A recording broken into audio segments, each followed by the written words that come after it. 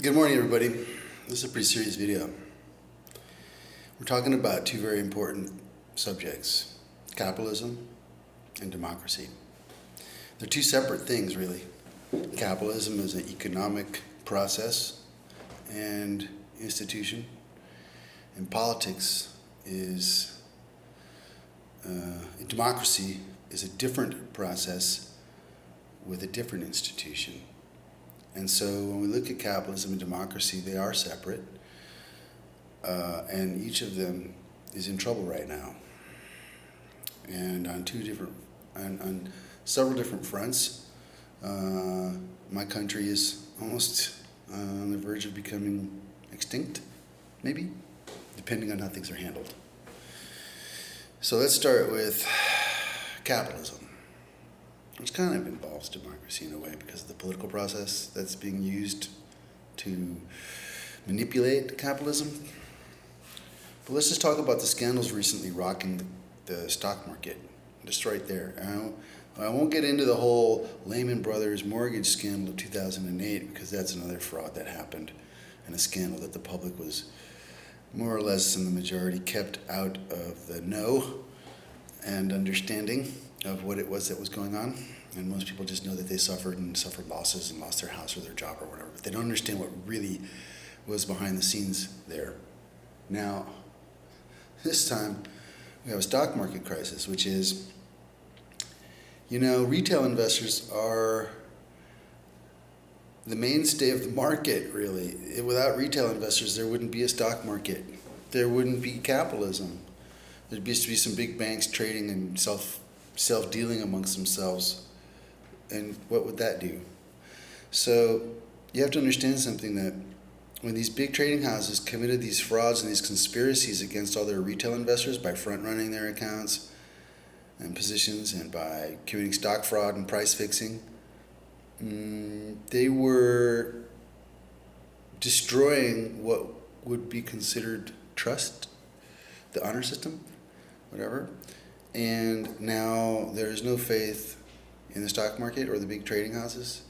And so retail investors are probably, going to shy away from the stock market right now, especially with inflation the way it is. There's a whole bunch of factors that are going to happen. And when these scandals break about how these big trading houses like Morgan Stanley and Renaissance Technologies and Bank of New York and Goldman Sachs and JP Morgan, when it comes out exactly to what extent they conspired against their clients and their retail investors, to what extent they've done this, it's just like signaling the end of capitalism, because how can anybody trust these people anymore, or how these places or these institutions to do the right thing? And if that's the case, well, just throw in the towel. Let's start over. Let's have capitalism start at square one again, or zero, or whatever it's going to be. Zero-sum game. Good. Let's go to zero. Because if we can't have a fair game, just like in baseball, then what's the point in playing? I mean, I'm not going to play a game where I know I'm going to lose because the game is rigged against me. Why would I do that? So I think that's what most people have to understand and maybe actually act on. And keep the majority of your money in your pocket and not in the stock market. Might be a good idea. And call your broker and let them know, hey, are you front running my account? Tell them, are you front running my account? Are you price fixing against me, the retail investor? Do I need to worry about that with you? Are you using my shares to borrow, to sell short for somebody else? You need to ask these questions. And you need to tell them that it's not okay for them to do that. And if you catch them doing that you'll sue them. It's very important that you put them on notice. They can keep doing it if you don't give them a legal notice to stop. As soon as you give them a legal notice to stop and they continue to do it, then they've committed a real fraud and you can sue the shit out of them. Now, that's capitalism.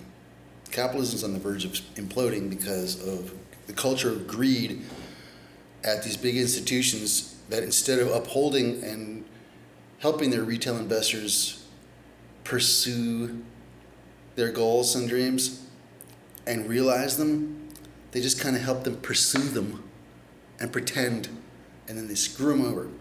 And if that keeps happening, capitalism is definitely going to be over soon. And maybe it's a good thing. Moving on to democracy, which is kind of tied in a way. And you'll understand in a minute. Democracy is on the verge of extinction too. Simply because the government can't figure out how to react to the situation with Donald Trump. Let me explain it to you. Donald Trump hasn't paid taxes. Let's just start there for a minute. Donald Trump hasn't paid taxes and refuses to declare taxes and do returns correctly and blah, blah, blah, all this stuff. And as the leader of my country, he's setting an example then. If he doesn't have to pay taxes, why should I? If all men are created equal and the law is going to be applied equally to all men, and Donald Trump doesn't pay taxes and the government doesn't take him to court or put him in jail, then I can assume that pretty much I don't have to pay taxes either, and neither do you, and nothing's going to happen to you either. I mean, it just stands to reason, right? All men are created equal. Law is going to be applied equally. Donald Trump isn't paying taxes. Why should I? But what the problem is we have a situation that's worse than that, because he's also been accused of a lot of other crimes, including pedophilia, sex crimes, financial crimes, Espionage Act crimes. Now he's a traitor. They got the evidence out of his house. Wait a minute. If it was me, I would have already been arrested in jail. Nobody'd be seeing me playing golf at some golf tournament sponsored by the Arabs. Come on. I'd be in jail. And you would too. So I'm demanding that the U.S. government arrest Donald Trump and put him in jail. Because if they don't, that will be just another reason why I don't have to pay taxes. Because it says right there in the first sentence of the Declaration of Independence, no taxation without representation. So if the government's not going to represent my interests and represent justice in the best interest of all the citizens, it doesn't need my money. I'm not going to pay into a corrupt system that doesn't work. Why would I do that? Why would I pay into a system that's losing and failing? I'm not paying for that.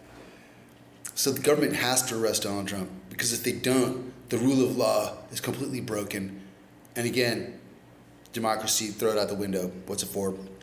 What's all those laws for if they're not going to enforce them? So Donald Trump must go to jail. Donald Trump has to be arrested publicly and put in jail publicly so that everybody knows that the rule of law was respected. Short of that, I don't think anybody will believe anything that the government does unless we see actual, complete, 100% transparency in all of its actions right now with Donald Trump. He must be put in jail. He must be tried. And anybody with him who was along with that conspiracy, his children too, I don't care.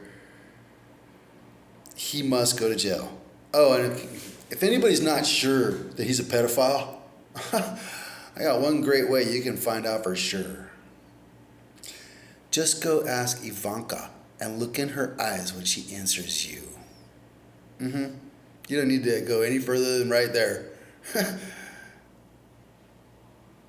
What is wrong with my country? What is wrong with my government? Arrest Donald Trump and stop the stock fraud in the stock market.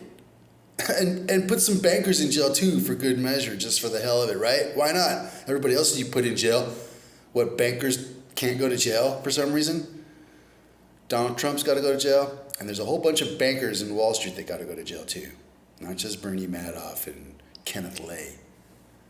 Leopold Richard Bamberger Alavizo is reporting to you about the state of capitalism and democracy in my country. Pretty harsh.